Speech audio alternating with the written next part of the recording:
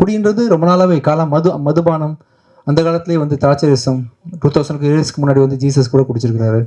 நிறைய குடின்றது ரொம்ப நாளாவே இருக்கு சார். நடிகர் விஜய் ஆண்டனி அவர்கள் சில தினங்களுக்கு முன்பாக ஒரு பத்திரிகையாளர் சந்திப்பில் இயேசு கிறிஸ்து மது அருந்தினார் என்ற ஒரு பொய்யான தகவலை கூறியிருந்தார்.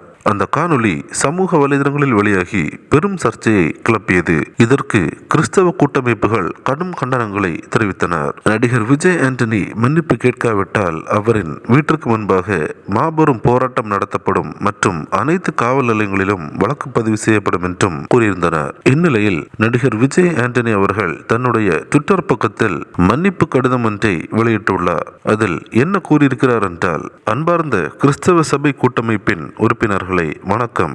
நான் முன்தினம் ஒரு பத்திரிகையாளர் சந்திப்பில் திராட்சை ரசம் தற்போது கண்டுபிடிக்கப்பட்டது அல்ல, 2000 வருடங்களுக்கு முன்னதாகவே புழக்கத்தில் இருந்ததுதான், தேவாலயங்களிலும் பயன்படுத்தப்பட்டது, இயேசு பிரான் பயன்படுத்தி இருக்கிறார் என்று கூறியிருந்தேன். ஒரு பத்திரிகை நண்பர் என்னிடம் கேட்ட சில கேள்விகளை தொடர்ந்து நான் பேசியதை இணைத்து தவறாக அர்த்தப்படுத்தியதால் உங்களை போன்ற சிலர் மனம் புண்பட்டிருக்கிறீர்கள் என்பது எனக்கு வேதனை அளிக்கிறது. நான் தவறாக எதுவும் சொல்லவில்லை, நீங்களும் தவறாக புரிந்து கொள்ள வேண்டாம். மக்களுக்கு இரத்தம் சிந்தி உயர் நீத்த மதங்களுக்கு அப்பாற்பட்ட இயேசுவை பற்றி தவறாக சித்தரிக்க எனக்கு கனவிலும் வராது.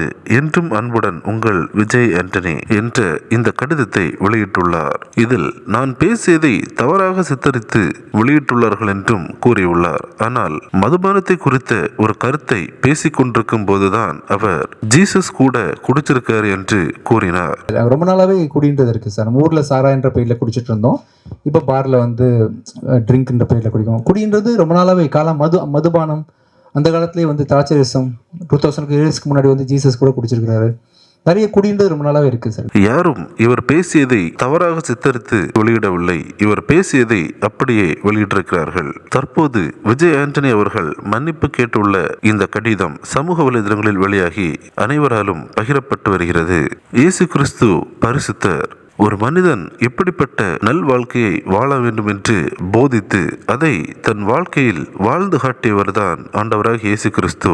எந்த ஒரு களங்கமும் இல்லாத பரிசுத்தராகிய இயேசு கிறிஸ்து 2000 வருடங்களுக்கு முன்பாக மது அருந்தினார் என்று விஜய் ஆண்டனி அவர்கள் கூறியுள்ள இந்த கருத்து பெரும் பரபரப்பையும் சர்ச்சையையும் கிளப்பியுள்ளது. இதனை பற்றிய உங்களின் கருத்துக்களை கமெண்ட்ஸில் தெரியப்படுத்துங்கள். கிறிஸ்துவுக்குள் பிரியமானவர்களே, இந்த தகவலை தவறாமல் உங்கள் நண்பர்களுக்கும் பகிருங்கள். எங்களோடு இணைந்து பயணிக்க இந்த சேனலை சப்ஸ்கிரைப் செய்து கொள்ளுங்கள். தேவன் தாமே உங்களை ஆசீர்வதிப்பாராக. ஆமேன்.